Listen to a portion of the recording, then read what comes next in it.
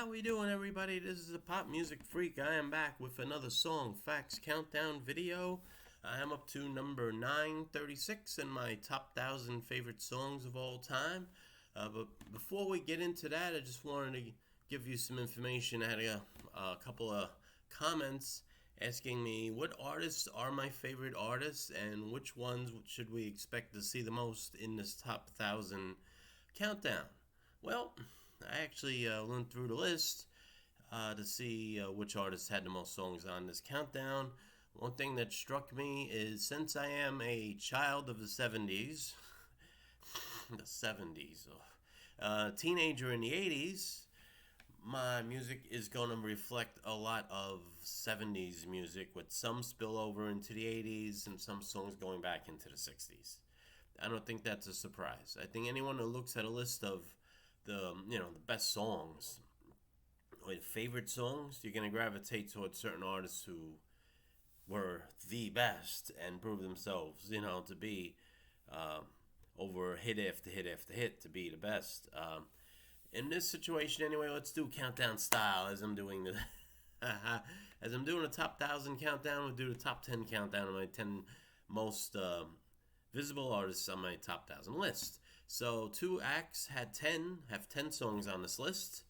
We have Fleetwood Mac and we have Queen that both have 10 songs on the list. So they're tied for ninth on this list. Eighth, we have the Bee Gees with 11 songs in the top 1,000. Then we have three groups with 13 songs each. We have Chicago, the Eagles, and the Rolling Stones, each with 13 songs on this list. So fourth place is Elton John. He has 18 songs on this top 1,000 list. Third place would be Led Zeppelin with 19 songs on the list. Yes, my one little bit harder rock band. Everyone else seems to be relatively soft rock in this case. So Led Zeppelin is a third with 19 songs. Number 2 on my list is Billy Joel. He has 20 songs on this top 1,000 list. Yes, big fan of Billy Joel. Indeed. As you'll see, is 936, just so happens to be Billy Joel.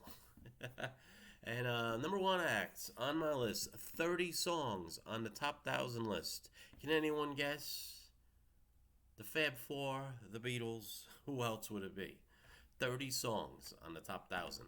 And there were others that were close. When I'm trying to determine who makes the bottom of the list, there was about 3 or 4 other Beatles songs that probably should have made the list. But, at some point, it gets a little crazy. You gotta give the little guy a chance, right? so anyway, said the top 10 list, they only account for 157 of the top 1,000. So there's plenty of other songs by plenty of other artists. So, all right, so there you go. There's my list. That should answer the comments. And as for the other person, someone commented about me reacting to some group called Suede. I'm gonna tell you what. I want to do this whole top 1,000 list because it's going to take forever. It's going to take a year to do this, okay? I'm being real. Once that year is up and that 1,000 list is done, I will take requests gladly. I will watch anything and react to anything. I don't care. Whatever gets you watching. That's all that matters. All right, I'm going to shut up now about my 1,000 list, and let's focus on one particular song. Number 936 was a leadoff single for Billy Joel from the LP Glass Houses from the year 1980. Let me get my other list here. In case other people are wondering why does it seem like I look up and down a lot, because I have 2 screens here and I have above and below. And I like this screen to look into the camera, and then I have another screen that has the information that I want to share with all of you, okay? So forgive me if I'm doing this a lot. I know people think I'm a weirdo, but I'm a weirdo anyway, so who cares? All right, my friends. So here we go. Song fact for song number 936. You May Be Right is a single written and performed by rock singer Billy Joel from his 1980 album Glass Houses. The song reached number 7 on the US charts and number 6 in Canada. It failed to chart, however, in the UK.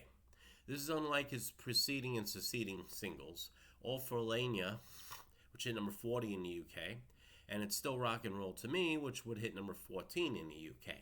We'll get to that song because that's higher up on my list. The Japanese single features Close to the Borderline as a B-side. The Japanese release, if you may be right. You May Be Right can also be found on disc 2 of Billy Joel's Greatest Hits Volume 1 and 2 and Live at Shea Stadium, the concert albums. The song is the first track off the album and begins with the sound of broken glass, which is included to metaphorically signify the smashing of the glass house from which the album is named. In terms of reviews, Cashbox said that the song is witty, urbane, and energetic, and that the hard guitar playing is reminiscent of Chuck Berry and the Rolling Stones. The video version differs from the album version. Most notable difference is the intro, where the sound of broken glass is replaced with 1, 2, 1, 2, 3, 4. So those that watch the video may see that. I'm not sure which video I'm going to post and share with all of you, but I think it's going to be just the best version I can find. It's usually what I do. Okay, in terms of who performed on the record, well, of course, Billy Joel, vocals, piano, and harmonica. Dave Brown played electric guitar. Richie Cannata, saxophone solo. Liberty DeVito, his longtime drummer, played drums on the track. Russell Javers, electric guitar, and Doug Stegmeyer on bass guitar. So, in terms of chart stats, I already stated in USA, it reached number 7 on the Hot 100, number 6 in Canada, it hit number 14 in South Africa, number 23 in New Zealand, 28 in Australia, and number 48 on the US Hot Adult Contemporary chart. For the year-end chart, 1980, it ranked number 75 for 1980 in the USA and number 40 in Canada for 1980. Now, cover versions, it was used as a theme song for the television show Dave's World, as sung by Southside Johnny. It was performed by Garth Brooks. On a live video, this was Garth Brooks in 1997 when he performed as a special guest on a Billy Joel concert. Keith Urban has remade it. The folk punk band AJJ made it. Alvin and the Chipmunks did it on their 1980 album Chipmunk Punk. Yeah, I remember that. Remember the commercials.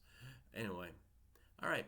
So I guess that's all the song facts I have on this. Of course, Glass Houses would be one of his biggest successful albums, mostly because of the next single, Still Rock and Roll to Me, would become his first number 1 pop single in the USA.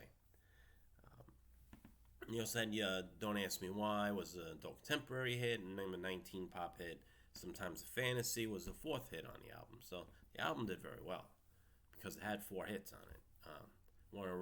At that time, there weren't many albums that had 4 top 40 hits on it. It was less than a handful at that point. There's been a zillion of them since, of course. So that's it. Number 936 on my top 1,000 list, Billy Joel, and You May Be Right. All right. I hope you enjoyed this video. Like I said, I am going to share a link to the video, the music video, in the description. So please subscribe, please share, please hit that bell. You know the routine by now, my friends. All right? I wish you all a wonderful day. Peace and love.